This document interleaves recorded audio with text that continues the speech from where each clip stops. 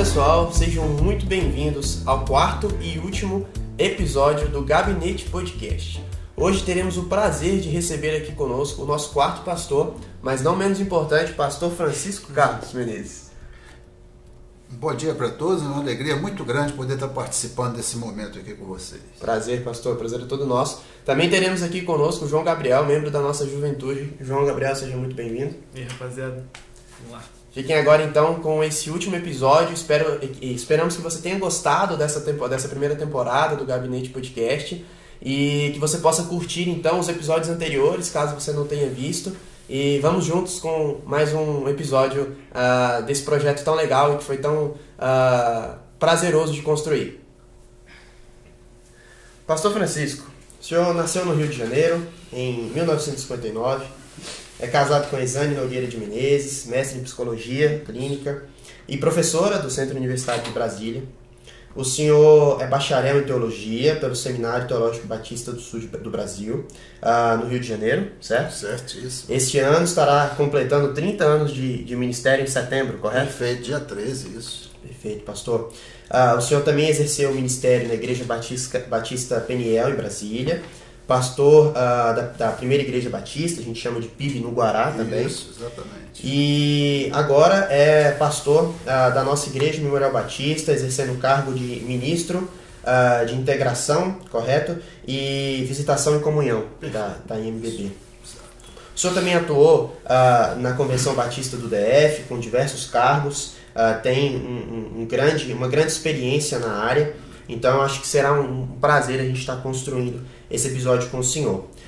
Mas antes mesmo da gente entrar na trajetória pessoal do senhor, a gente quer entender um pouquinho da fase atual que o senhor está vivendo. O senhor se considera na fase mais desafiadora que o senhor viveu até aqui? Certamente. Esse é um momento em que eu pessoalmente tive que me adaptar em muitas áreas e a sociedade também. Mas eu jamais imaginei, eu estou com 62 anos de idade, viver o que eu estou vivendo hoje, nesse tempo, né? De fato, é um tempo muito especial, ao mesmo tempo que desafiador, também tem sido de grande aprendizado, muito grande. Legal, pastor. Bem, a gente sabe que a área que o senhor atua talvez seja uma das mais complexas de enfrentar a realidade do mundo online que a gente está vivendo hoje, claro, com uma grande facilitação para que você alcance mais pessoas, mas o contato presencial com os membros da igreja, que o senhor tanto tinha e hoje busca ter, ainda faz muita falta, pastor? Certamente, né? A saudade do abraço, do olho no olho, né? Da gente poder estender a mão, abraçar, principalmente em momentos assim que não foram poucos nesse tempo, momentos de despedida, né? De pessoas queridas, em que a gente quer abraçar, mas não pode abraçar. Então isso tem sido realmente uma dificuldade muito grande, a gente tem que lidar com essas coisas. Né? Entendo, pastor, com certeza. Bem, agora nós vamos dar um grande passo para trás e entender como era o pastor Francisco antes de sentir o chamado pro ministério, antes mesmo até da sua primeira experiência com Cristo.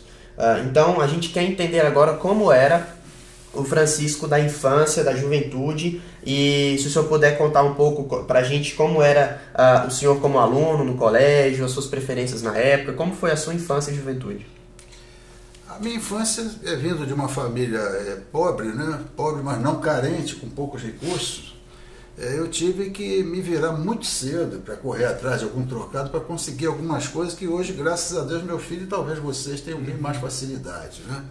Eu me lembro, pequeno ainda, 12 anos, por exemplo, eu me oferecia lá onde eu morava, no Rio de Janeiro, para sair limpando o terreno da turma, lá, dos vizinhos, para poder ganhar o trocadinho lá, para fazer aquilo que eu mais gostava na época, que era soltar pipa. Aliás, eu gosto de soltar pipa até hoje. Até hoje eu gosto de soltar pipa. Eu tinha que fazer a pipa, aprendi a fazer. E essa é parte da minha infância, meu pai trabalhando muito, morávamos numa casa em construção, uma construção que nunca acabou, era sempre provisório. Até negócio. Hoje ainda não terminou. Naquela, eu acho que terminou que eu mudei de Então, isso me levou a ter, ojeriza é uma palavra chamada provisório. Quando alguém fala para mim assim, isso é provisório, eu falo, não, pelo amor de Deus, provisório foi um trauma da palavra. Foi um trauma esse provisório que me moveu a realizar coisas assim, sabe? A querer começar as coisas e a concluir. Isso foi positivo para mim, foi bom. Mas enfim, e aí a vida foi passando, mudei dessa casa em construção para um apartamento pequeno em Jacarepaguá, no Rio de Janeiro, que onde minha mãe morou até o ano passado. Eu passei minha vida praticamente toda ali, né, dos 11 até aos 28 anos, quando saí de casa. Mas enfim, passei o tempo ali. Mas, voltando um pouquinho, indo para lá, eu com 15 anos, meu pai passou por um momento de enfermidade, a grana que já era curta diminuiu, né, mais ainda, e aí eu tive que correr atrás, como é que eu poderia arrumar um trabalho onde eu pudesse trabalhar e continuar estudando. E a porta que se abriu para mim naquele tempo, eu tive que fazer um cursinho de Relações Públicas, falei até recentemente sobre isso na igreja, mostrei lá minha carteirinha de cobrador de ônibus. E eu com 15 anos de idade, eu era cobrador de ônibus. O grande desafio era, eu tinha que acordar 3 horas da manhã, chegava em casa quase 2 da tarde para ir para a escola às 17 e voltava às 21. Era um desgaste assim para mim realmente fenomenal. Mas ali Deus foi abrindo as portas, fiquei ali apenas um período de 1 ano no máximo, porque eu não aguentei. Deus abriu a porta para mim num banco. E eu fui ser contínuo, que chamava na época de office boy, mensageiro, enfim, né? Uma série de atribuições, mas Deus me deu a benção de cair exatamente no processamento de dados do banco que eu trabalhava. Então ali eu tive meus primeiros contatos com a informática, que foi para mim uma benção no momento em que a informática estava praticamente se desenvolvendo aí no Brasil. Aí eu aprendi a digitar. Talvez só o teu pai, Fábio, saiba o que seja isso. Um negócio chamado perfuradora 029 da IBM.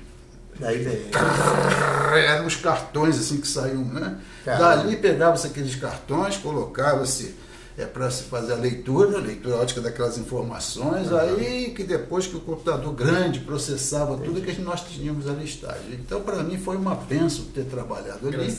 E foi sensacional, porque eu tive contato ali. Logo depois, me tornei digitador, função que hoje nem existe mais, mas que na época era um negócio que dava grana. Também no banco? Também no banco. Qual que era o banco? Eu fui promovido, era o Banco de Crédito Nacional na época. Legal. Tinha um gerente muito bacana, um cara que me ajudou muito assim, na minha caminhada, porque eu menino ainda, na época eu estava com 17 anos, aí ele sempre orientando, ele falou, quer fazer um estágio aí na digitação?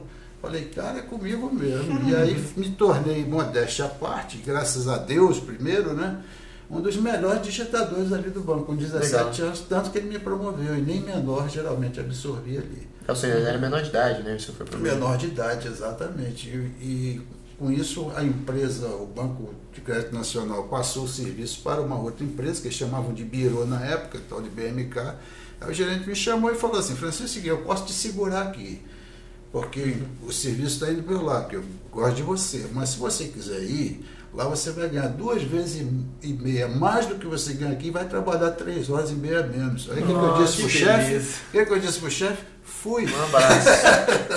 Já tô lá. Um abraço. Bom, e por aqui tá bom? Ou você quer saber mais alguma coisa? Então, já que a gente está nessa faixa temporal, digamos assim, o senhor, durante esse período de estágio, o senhor estava no ensino médio. Exatamente. Certo. Isso. Então, um pouquinho sobre o Francisco aluno.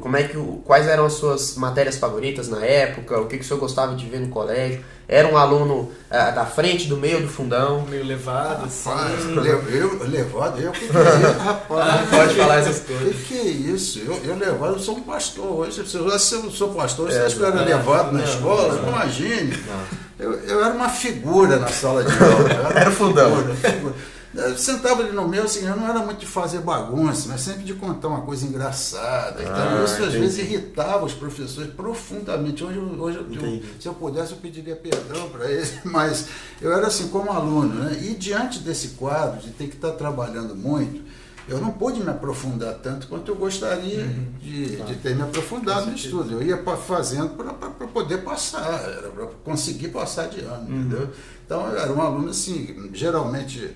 O pessoal, a gente tinha um bom relacionamento, mas era ainda a época da ditadura militar, eu estudava no colégio público, e que o último turno só tinha homem. Imagina, a sala de aula só homem, só a garotada, a rapaziada. Então imagine, os professores eram um sofrimento. Isso jamais, na minha época, se chamava primeiro grau, né? Hoje fundamental, enfim.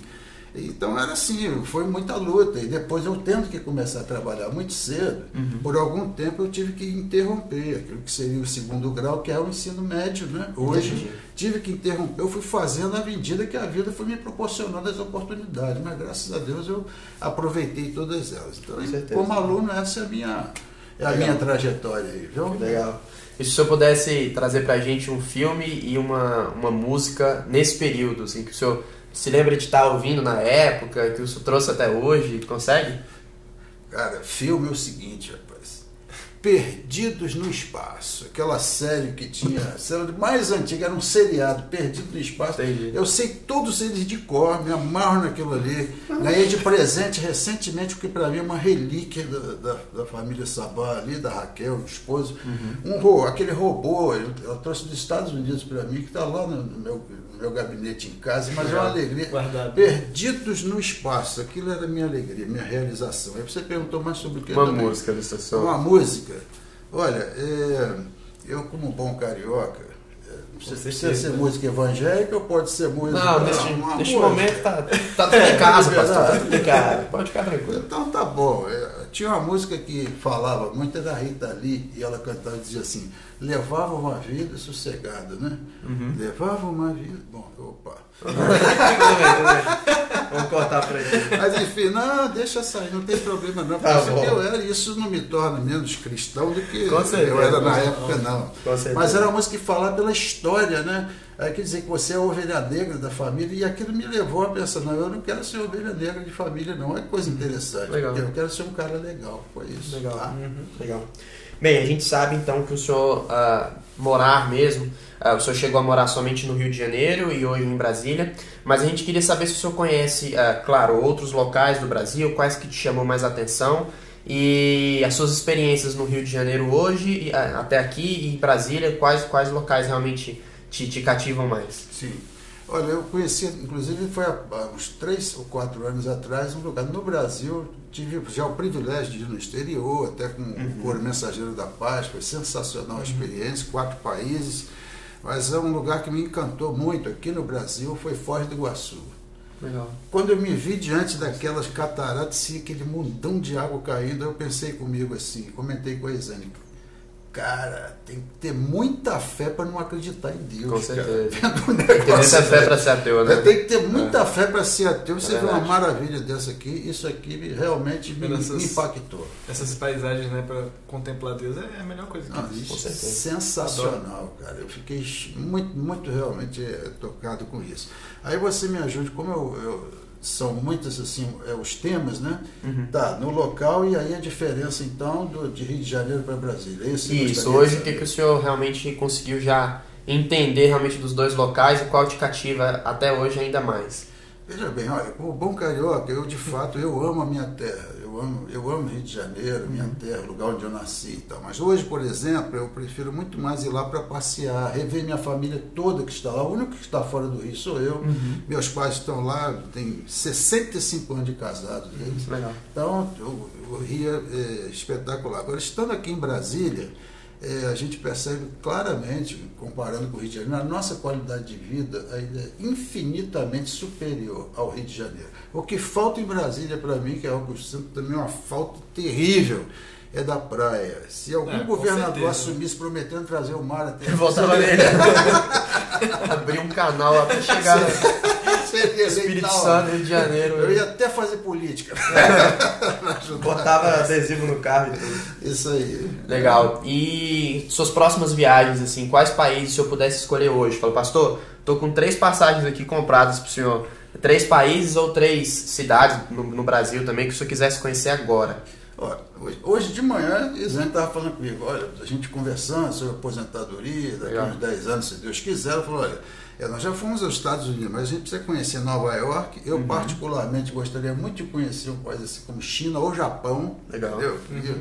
Queria no outro extremo lá do mundo. Algum país asiático, entendeu? Asiático, exatamente, para poder Legal. ver aquela cultura, aquela realidade, né? E outro lugar que eu gostaria, por exemplo, de conhecer, novamente, não conhecer, mas visitar novamente, é Gramado, que foi onde eu passei minha lua de mel com a Isane. E foi realmente marcante para nós. Legal. Então, aproveitando, a gente ainda nesse assunto, para quem não conhece, o João também é um cara que já morou em alguns outros estados. E fala um pouquinho pra gente como foi a sua experiência no Rio. Foi breve, né? Mas eu gostei mesmo. Prefiro mais Brasília do que Rio de Janeiro. Nasci lá no Rio de Janeiro, né? Sim. Mas como o pastor Francisco disse, eu realmente prefiro Brasília, a qualidade de vida, né? A facilidade do trânsito, principalmente. Prefiro realmente ir lá pro Rio de Janeiro para visitar mesmo, porque igualmente com o pastor Francisco, toda a minha família mora lá. Meus tios, meus avós e etc. Então, prefiro mais Brasília do que Rio de Janeiro. Se foi essa a resposta. De qual bairro lá do Rio sua família? Niterói. Nasci lá em Niterói.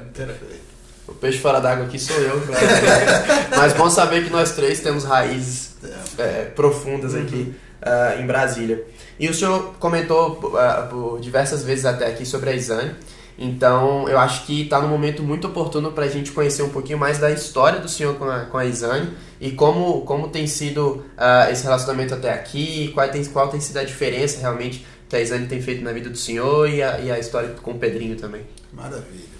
A Isane, eu conheci a Isane num momento de transição muito difícil na minha vida pessoal, então, um momento dificílimo, e com muita tranquilidade eu digo que Deus a colocou no meu caminho. O pastor Peço da PIB do Guará me apresentou a Isane, né? E nós estamos completando 20 anos de casado esse ano. Legal. E que eu posso dizer com muita alegria, foi aquilo que eu prego, porque se há uma coisa que eu constantemente falo e nós conversamos assim, eu digo para a Isane, me diga uma coisa, você não chama de Isane, porque quando me chama de Isane é porque tá no negócio. Chamou do nome Isane, fala assim, amor, diga uma coisa, de coração, você acha que eu vivo, que eu prego? Eu pergunto de boa. E quando tem algum ponto, ela me sinaliza e me ajuda. Não, tá tudo beleza, bacana. Então, se a mulher diz isso, cara, é uma benção. Até a turma diz por aí, eu quero deixar registrado isso a respeito da Isane, tem muita gente que diz assim, mulher de pastor quando não atrapalha já ajuda. Isso rola entre rapazes. Não, eu estou dizendo no sentido de toda a dinâmica da coisa, porque é uma dinâmica diferente de vida. O ministério pastoral é diferente, de fato. Total, né, é uma entrega, sem dúvida. A gente não tem dia, não tem hora, e se você não tem uma compreensão disso, tanto da esposa quanto do restante da família, é difícil. Por isso que de fato, ela é uma bênção na minha vida. Nós temos 20 anos de relacionamento, graças a Deus, muito feliz, e eu louvo a Deus demais pela vida dela, até por esses toques que ela me dá. Legal. Então, o nosso papo é rasgado. A respeito eu tenho duas meninas também, que são as filhas do coração, né, de Isane, a Raquel e a Priscila, que a gente tem um relacionamento excelente também. A Priscila casou-se recentemente, por isso me levou ao desafio de perder um peso, para voltar bonito, porque eu não ia entrar daquele jeito. Né? E eu gostei e fiquei. E a minha filha, a Kekel, que ela gosta de ser chamada assim, ela teve o privilégio dado por Deus, formou-se lá fora, no exterior, passou por 5 faculdades, que é a boa avó dela, e com condições também, bancou para ela, porque nós não teríamos condições. Então eu entendo tudo isso como bênção de Deus. Tanto Raquel quanto Priscila se formaram no Uniceub sem pagar um tostão, porque Isane, sendo professora lá, os filhos têm esse privilégio. E quanto ao Pedrinho, eu brinco dizendo que eu tenho 62 anos e ele tem 14. Aí eu digo o seguinte, hoje eu sei o que Abraão passava com Isaac. Na pele, então. Na pele, né? Mas é um moleque, olha, não é porque é meu filho, não, eu tenho que ter cuidado, até porque se ele vir isso, ele vai fica mexendo no meu filho. Mas é um moleque muito gente boa, e eu também com ele. Agora, isso, interessante, o fato de eu ter sido mais maduro, né? Mais velho nunca, jamais, mas mais maduro que ele, me leva assim, a ter um papo muito mais saudável, sadio com ele. Então, a gente tem um dia que a gente sai para ser, a gente diz assim, o nosso dia de papo de macho, desde pequeno. Só nós dois saímos para bater um papo. Então, pai e filho, né? Muito legal. A gente conversa de qualquer coisa, não temos nenhum tipo de restrição. Qualquer coisa legal. A gente conversa. Não, pessoalmente eu conheço o Pedrinho, muito gente boa, muito amigo também do meu irmão. E a Isane, uma história muito engraçada também, ela já aplicou prova para mim no Uniceúbia. Algumas provas que são assim, elas são aplicadas para todos os cursos, né? Sim. É uma prova geral, assim, de avaliação de conhecimento. E ela, inclusive, já aplicou para mim também. Foi um momento bem legal de se encontrar lá. Pegou pesado? Não, ela não desenvolveu a prova, só aplicou, né? Mas não vou falar do meu desempenho na prova aí. Não conta pro pastor, por favor. Por favor. Você me permite só dizer uma coisa, claro. Disso aí que você está falando, foi muito interessante que uma vez eu fui ao Senhor resolver alguma coisa lá, e eu estou sentado assim, por um acaso me senta uma aluna ao lado e olhou para mim e falou assim, eu estou pensando em estudar com essa professora Isane, você acha que ela é uma pessoa legal? Eu não sabia que eu era espanhol, mas falei, olha, eu acho que ela é legal, estudar com investe ela. Isso foi um fato mesmo. Que legal, pastor, bem, a gente passando agora para uma nova etapa da nossa conversa. Um dos temas que a gente também conversou com os pastores que por aqui já passaram é sobre a sua relação com Deus e tudo que envolve a vida cristã. Então, a gente quer saber um pouquinho, pastor, sobre... A gente sabe, na verdade, que o senhor usa, por vezes, algumas histórias e algumas experiências que o senhor teve durante as suas reflexões na igreja. E a gente queria saber se o senhor consegue trazer uma dessas experiências para nós aqui, para que entendamos um momento sobrenatural que o senhor teve e que o senhor poderia compartilhar aqui, talvez até algum que o senhor não tenha compartilhado antes na igreja, e como é realmente a sua relação com Deus desde a aceitação do ministério até aqui e o que ele tem feito na sua vida durante esse tempo. Bacana. Olha, gente, como já foi dito aqui, eu vou completar 30 anos de ministério pastoral. E apesar de ter tido vontade de desistir muitas vezes, eu sempre tive a prática no exercício do ministério pastoral na igreja. Quando a situação, surge uma situação difícil em que começa a trazer dor ao coração, sempre fiz essa oração e continuo fazendo até hoje, pode ter certeza. Eu digo, Senhor, por gentileza, ou mude o meu coração ou me mude de lugar, porque se eu não estiver feliz, quando eu não estou feliz, eu não consigo ficar onde eu estou, né? E graças a Deus, nunca, nem salário, nada me prendeu à igreja. Eu tenho a absoluta convicção, isso me dá uma alegria muito grande, de poder ter essa convicção de que nunca cheguei antes e também nunca saí depois. Sempre Deus me deu assim. Gente, isso para mim é fundamental. Deus me deu essa bênção de chegar no lugar na hora certa e sair na hora certa. Porque se a gente perde esse time de Deus, bicho, ainda mais se tratando do ministério, viu? O bicho aqui é do Rio de Janeiro, viu? O bicho tá, né? É do Rio de Janeiro ainda. Mas quando a gente perde esse time de Deus, principalmente no ministério, em qualquer área da vida. Claro. Se perder o time de Deus, fica ruim a coisa. Mas principalmente no ministério, porque aí você começa a sofrer, a igreja começa a sofrer também, e vice-versa. Entrando nesse ministério, o senhor teve alguma dúvida? Assim, é o que Deus quer na minha vida, mas o seu pensamento, como é que foi? Assim? É interessante você falar isso. Às vezes me vê assim, será que eu era para ser pastor mesmo? Isso o ser humano, né? Pensando, né? Aí um dia desse eu me peguei fazendo essa pergunta e falei, vou usar uma expressão aqui bem à vontade, aqui, assim, como diz o cara, ô Zé Mané, presta atenção, tu vai para 30 anos de ministério, tu vai perguntar para Deus. Essa é a hora, né? Tamanho da jornada até aqui. Mas você sabe o que é mais sensacional nesse relacionamento com Deus, que é isso que eu tenho aprendido, e mais ainda agora na maturidade, que Deus gosta de autenticidade. Não é você ficar...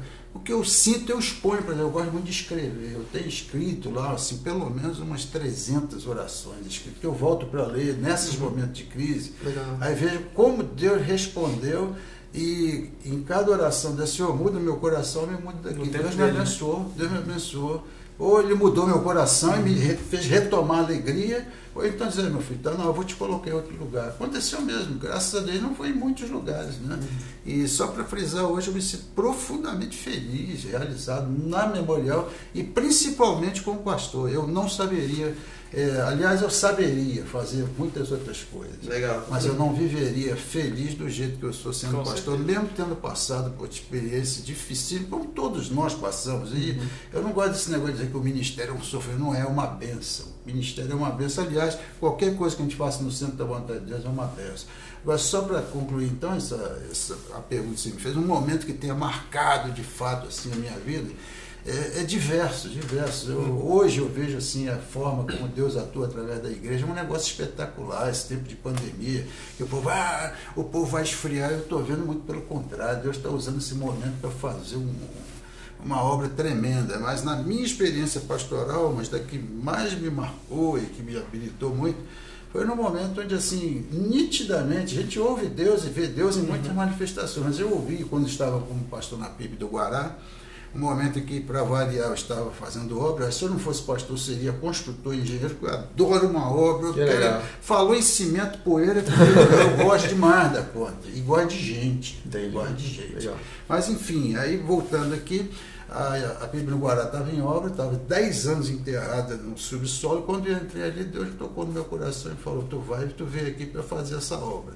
Mas, Senhor, mexer com construção, ia na palavra toda hora: eis que eu te chamei para você edificar a obra da casa do Senhor, não te deixarei nem te desampararei até que termines todo o serviço da casa do Senhor.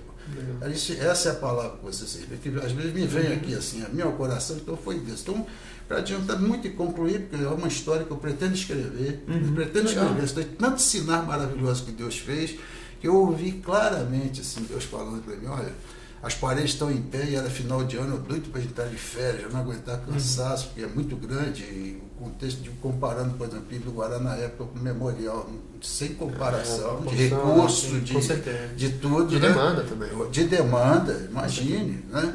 Enfim, e aí Deus me falou claramente: olha, você até agora está tudo bacana, mas não acho, eu quero esse telhado colocado. Eu ouvi claramente isso. Gente, veja bem, deixa eu dizer uma coisa aqui. Experiência com Deus é pessoal. Isso aqui não é porque eu tenho, você tem que ter. Não, Deus usa de cada maneira. Especificamente, Deus falou claramente assim: que quero templo. Eu quero telhado no templo e um culto dia 23 de dezembro às 15 horas. Cara, naquele tempo, a gente estava sem recurso nenhum. Aí eu falei: Deus, tem certeza? E a forma como foi, eu não posso contar, senão o tempo é muito grande. Mas foi espetacular. Só para concluir, fechar, no dia 23 de dezembro, às 15 horas, foi uma obra de fé assim, tão grande para chegar, porque a gente não tinha um tostão e era naquela época 120 mil reais para colocar. Nossa. E 4 meses para fazer. Pois no dia 23 de dezembro, às 15 horas, teve o culto de gratidão a Deus com o telhado colocado. Porque quando ele fala e orienta, ele mesmo abre a porta. A gente se cansa pra caramba, mas ele abre a porta. Com certeza. O senhor falou algo muito interessante, voltado mais ao seu ministério.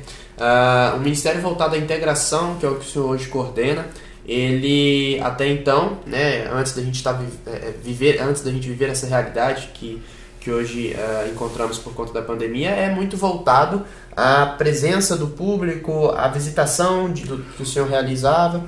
E quais têm sido os maiores desafios de continuar desenvolvendo um excelente trabalho, e como o senhor consegue absorver essa ideia de que, mesmo diante da grande dificuldade que estamos vivendo hoje, a igreja, na verdade, tem aumentado seus membros, tem adquirido mais pessoas presencialmente e online. Sim. Como Deus tem agido nessa nova realidade? Pois é, a resposta você mesmo já deu: só Deus, só Deus. Eu tenho muito otimismo, inclusive eu sou muito otimista com relação ao retorno da igreja. Muita gente preocupada, dizendo assim: porque os crentes vão acostumar por ficarem em casa, assistindo o culto. Eu digo, participando de culto. Eu tenho para mim que o povo vai voltar com uma força muito grande. Aliás, o Geeks, numa palavra essa semana lá, para a gente ter de oração de 3 às 4, palavra espetacular. Eu quero deixar meu abraço aqui para o Geeks e compartilhar essa com você. Uma palavra de Deus. O cara trouxe uma palavra para a gente ali, maior impacto, assim, 15 minutos, né? Mas enfim, o que eu percebo hoje é uma sede de Deus muito maior ainda, a sede da gente, de nós estarmos juntos, a sede da gente poder compartilhar para orar uns pelos outros. E aí desenvolveu-se nesse tempo a oração que era presencial lá de 8 às 9, virou uma reunião virtual, através exatamente do Zoom. Gente, nós temos um irmão que é de São Paulo mesmo, ele faz da casa dele deitado na cama com ar-condicionado. Isso é porque é influenciou, mas com oxigênio no nariz, e ali todo pastor, essa é a minha igreja, eu amo essa igreja. E a palavra de Deus tem tido um alcance assim extraordinário, entendeu? E o fato, por exemplo, acho que facilita muito, e que antes era uma questão assim, no relacionamento um tanto quanto impessoal, que é as próprias mensagens, né? Via Zap, WhatsApp e tal. Hoje eu consegui atender pessoas na UTI. Entendi. Eu não poderia entrar ali. Com esse recurso, as pessoas se sentem profundamente abençoadas. Com certeza.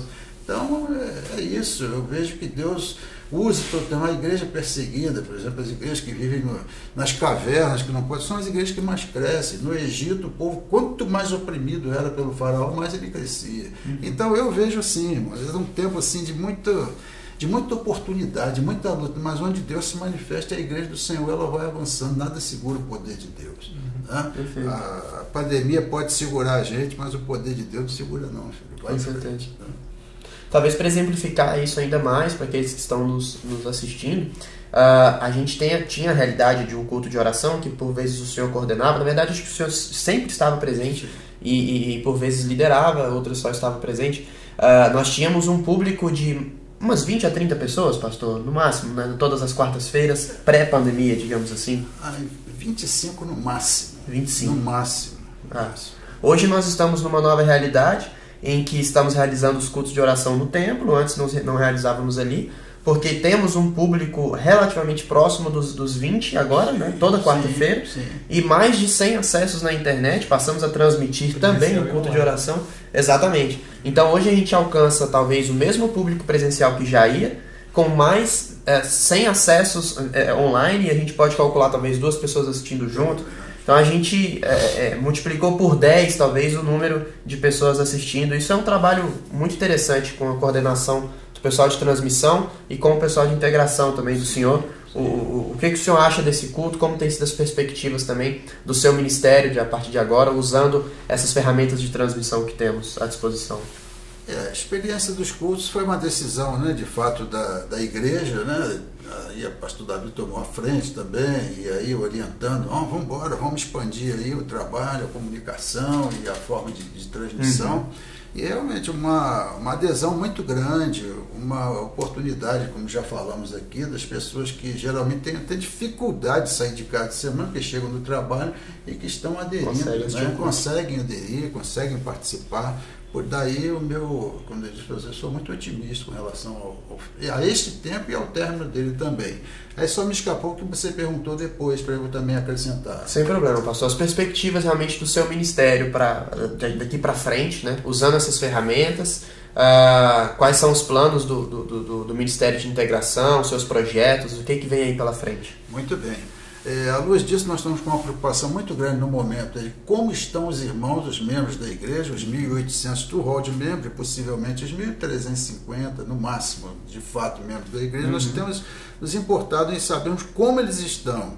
Até a irmã Laís e a Danice estão me ajudando, nós estamos dando uma reorganizada para termos o contato, porque o telefone se mostrou assim ineficiente, porque muitas pessoas não atendem número desconhecido, com toda a razão, né? E muitos dados estão desatualizados. Então nós estamos bolando aí uma estratégia nova, estamos até concluindo essa semana, por coincidência até você ter trazido aqui a matéria,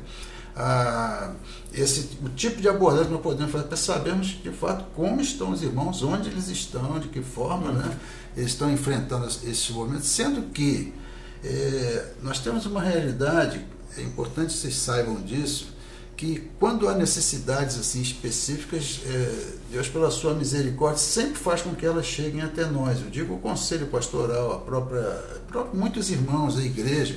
É interessante como nós tivemos pessoas auxiliadas, ajudadas neste tempo. Isso é uma questão bíblica até, não tem que divulgar mesmo, não que a mão direita faz, a outra não tem que saber.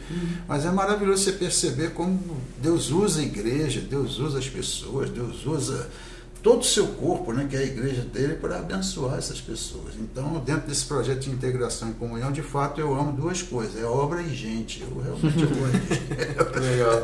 Eu gosto de gente, né? E saber como as pessoas estão, de fato, é um desafio grande, e pretendemos desenvolver esse projeto agora ad eterno. Queremos montar um esquema para que a gente sistematicamente saiba onde nós estamos e onde estão os irmãos que compõem o rol de membro da Igreja Memorial Batista. Que bom, pastor. Legal. Realmente é um trabalho bem complexo, né? Mas sim, acho que quando esse sistema for implantado, sim, o trabalho de integração vai ficar muito mais eficiente. Que bom. E para a gente finalizar, então, esse aspecto mais espiritual, digamos assim, ouvimos algumas experiências sobre o trabalho do senhor até aqui. O que o senhor tem a dizer para jovens e adolescentes que estão no nosso ministério, eu, João e todos os outros que estão nos assistindo, diante da situação que estamos vivendo, talvez por experiências que o senhor teve na sua juventude, se o senhor pudesse em poucos minutos trazer uma palavra para a juventude atual, de reforço, ou realmente qual é a mensagem que o senhor quer passar para esses jovens que estão conosco hoje? Coisa assim, ou que o senhor falaria para você mesmo quando jovem? Né? Sim, perfeito. Cara, olha, vou dizer uma coisa para vocês, é porque a gente, quando dá uma palavra pastoral, passa geralmente a impressão assim pro povo, né? Que o pastor não tem problema, não tem dificuldade, então fala isso porque é pastor. Mas eu queria dizer uma coisa para vocês, principalmente para a juventude.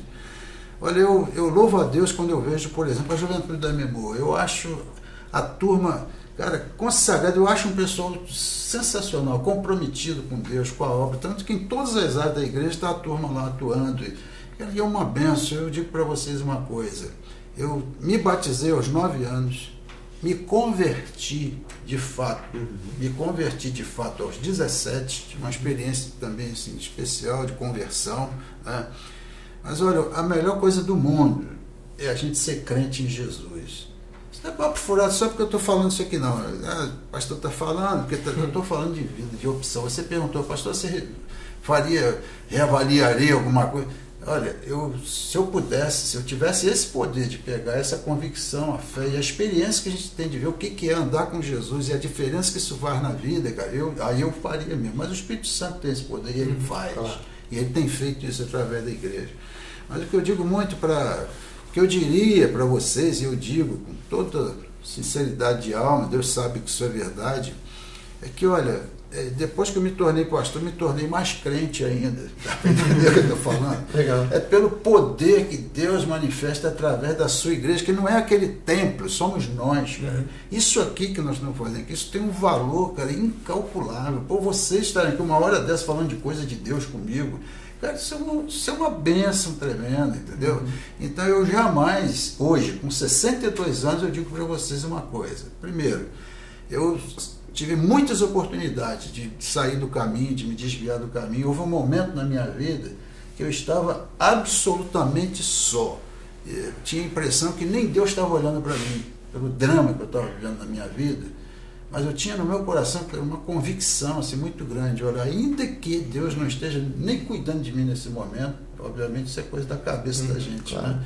Mas eu disse, ainda que Deus não estivesse cuidando de mim, ainda que tudo que eu tivesse falado, sabe, tivesse caído por terra, eu continuo acreditando em tudo que eu ensinei, continuo acreditando nos valores que foram nutridos dentro de mim. Não só pela família, mas pelos que eu adquiri na igreja e pelo que eu pude experimentar na minha própria existência. Vocês viram aqui minha caminhada. Cobrador de ônibus, contínuo, digitador, chefe, e não é porque eu fui crescendo por aí, porque eu deveria, pelas oportunidades que eu tive tudo para estar no serviço público, só era questão de canetada em muitos momentos, mas Deus me direcionou, Deus de fato me direcionou para o ministério. Então, o que eu diria para vocês é isso, para onde Deus direcionar, será sempre o melhor caminho. Então, eu admiro demais a juventude hoje, eu ouso dizer que o tempo para vocês hoje é muito mais desafiador do que foi no meu tempo ainda. Cara, a pressão que vocês sofrem, né? A questão da sexualidade, é da desonestidade, são de valores, da completa inversão de valores hoje. Isso está muito mais. Nós não temos apenas que tolerar o mal, não.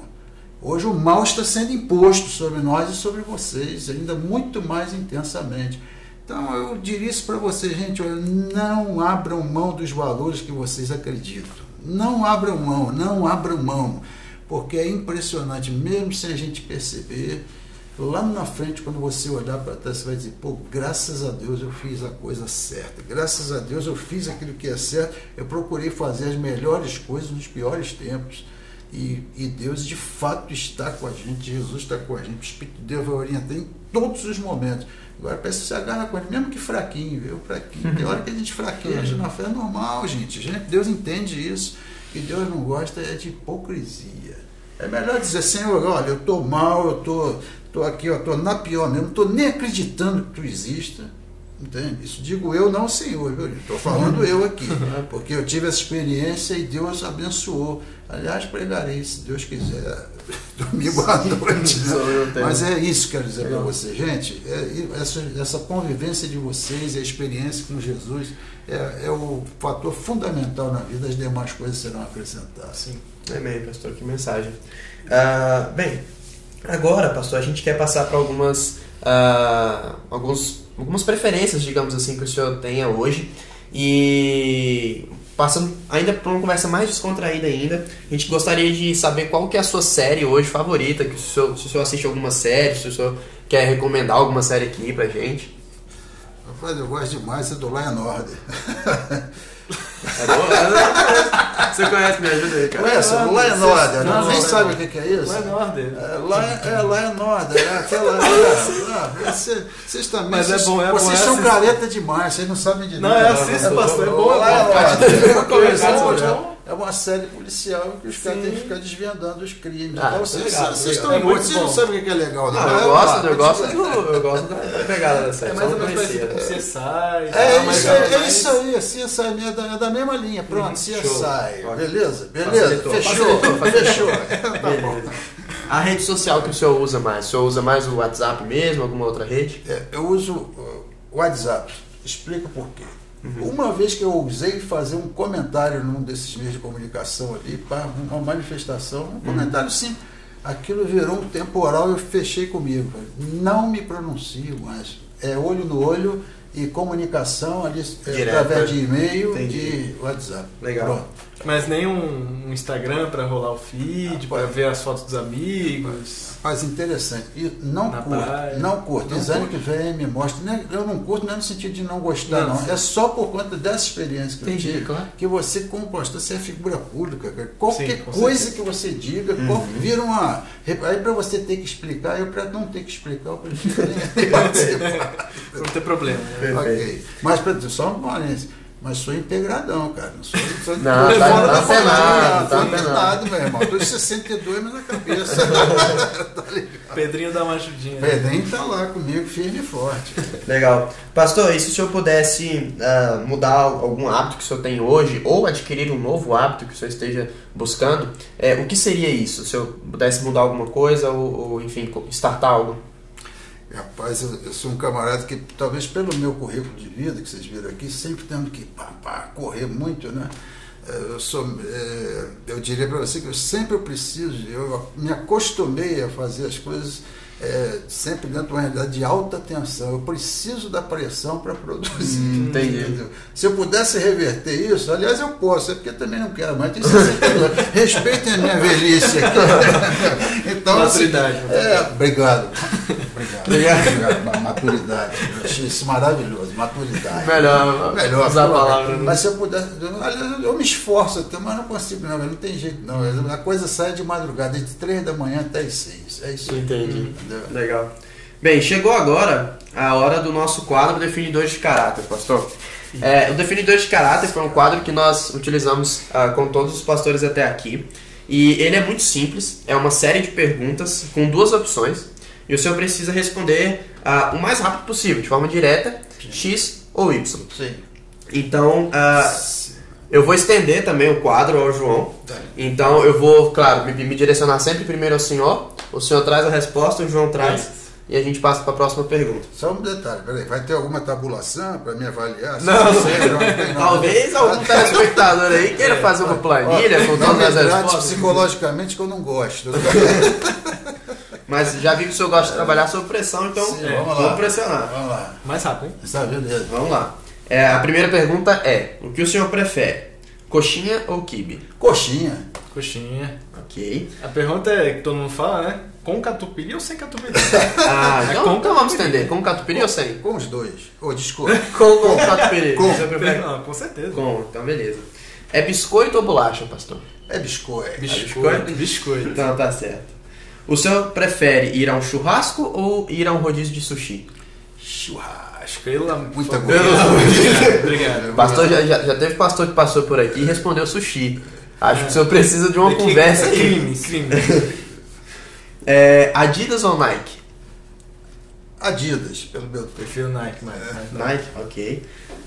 Um local que esteja calor ou um local que esteja frio? Eu sou carioca, eu gosto de calor. Cara, eu sou mais do frio mesmo. Mais do frio? Carioca, eu gosto mais do frio. Você não nasceu no Rio desse jeito, né? Tá certo. O senhor prefere uma praia ou um campo? Essa já sei a resposta. Fala sério, eu tô vendo a onda do mar. Eu também prefiro praia. O João prefere praia também. Chegou uma pizza quentinha. O senhor coloca ketchup ou não coloca? Sempre, cara. Sempre. Coloca? Também coloco. Ketchup, um azeite, uma maionese, mas eu já sou do podrão. Mas é isso. Ficou uma camada de pizza ou uma camada de... Só um parezinho, rapidinho. Pode? Desculpa. Não, pode comentar, sem problema. Nós fomos numa pizzaria muito bacana e tal. Eu cheguei e perguntei, por gentileza, ketchup, o gerente me olhou ofendido. Nós não usamos ketchup nas nossas pizzas. Desculpa. Aí o senhor, então, foi um prazer. Muito obrigado.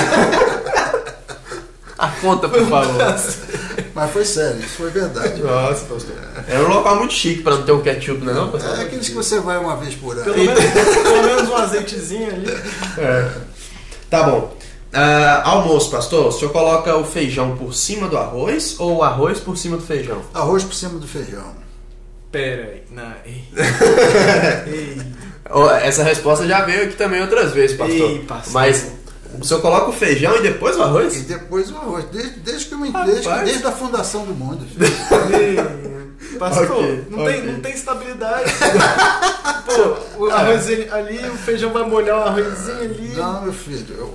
Feijão e arroz. Feijão é a camada principal. Não discuta comigo. Sem problema, sem problema. Não, só que decide. Estrogonofe, pastor, o senhor prefere de carne ou de frango? É de carne, filé mignon, coisa maravilhosa. Melhor De carne também? Legal. Nescau ou Toddy, pastor? Nescau. Nescau também. Na época que o senhor estava no colégio, o senhor preferia matérias de humanas ou matérias mais de exatas? Matéria de humanas. Humanas? Mais exatas. Exatas, né? Essa aqui a gente já tem um pouco da resposta. Fundão da sala ou fileira da frente? Fundão da sala. Demorou. Não tem o meio, né? Você estava no meio. Preferia no meio? Então tá bom. Prefere acampamento ou congresso, pastor? Acampamento. Acampamento, com certeza. Legal. Prefere gospel nacional, né? Músicas evangélicas nacionais ou o gospel internacional? Nacional. Eu também prefiro nacional. Eu também, legal. Ok, se o senhor vai realizar uma mensagem, o senhor utiliza uma Bíblia NVI ou uma Bíblia com a versão ARA? ARA, versão ARA. Ok. Prefere ler NVI. Só completando, ARAs até porque é que a igreja adotou e tal, e eu preciso estar alinhado facilmente. Perfeito. Obrigado. E agora, para finalizar, pastor, a última pergunta e a gente vai finalizar o episódio com ela. O senhor prefere uma música mais animada no culto ou uma música mais introspectiva? Isso aí dá problema. É por isso que a gente finaliza com ela, já acaba o episódio. Olha, eu sou carioca. A música, assim, eu gosto de música. A mais animada mexe mais. Entendi, legal. Animado também. Poxa, pastor João, foi um prazer estar conversando com o senhor. Nós esperamos que essas pessoas que estão nos assistindo possam ter conhecido um pouco mais sobre as suas experiências, ter aprendido, porque esse podcast não foi só uma conversa, mas foi uma mensagem para nós. Acho que a gente sai muito impactado pela sua trajetória até aqui, pela mensagem que o senhor trouxe a nós. Então eu gostaria de agradecer mais uma vez ao senhor e foi um prazer mesmo. Muito obrigado. Uma última palavrinha breve, para não Com sair do certeza, horário aqui. sem problema. Muito rápido. Exatamente, eu saí de uma igreja de estilo de culto contemporâneo, onde eu havia sido. Quando fui convidado para ir para Memorial, essa foi a minha questão, olha, mais conservador, e aí eu fui a Deus, não podia deixar de dizer, Senhor, o que eu faço? Vou me adaptar a Memorial? A resposta do Senhor para mim veio através de conversa de Jesus com a mulher samaritana. nem em Jerusalém, nem em Samaria, o Pai está à procura de adoradores que o adorem em espírito e em verdade. Então eu entendi isso.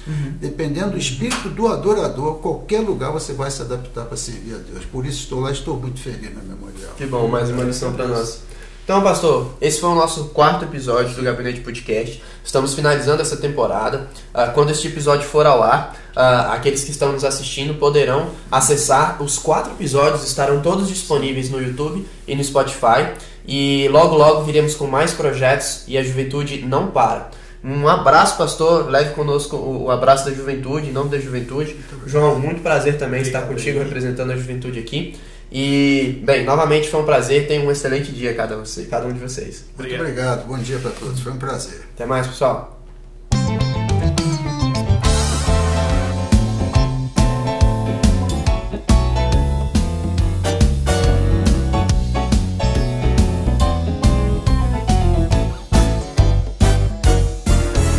Muito obrigado a você que assistiu mais um episódio do Gabinete Podcast. Se você quiser, você pode curtir, compartilhar o vídeo. E se você quiser, você pode também ouvir esse mesmo episódio no nosso perfil do Spotify. Obrigado e abração.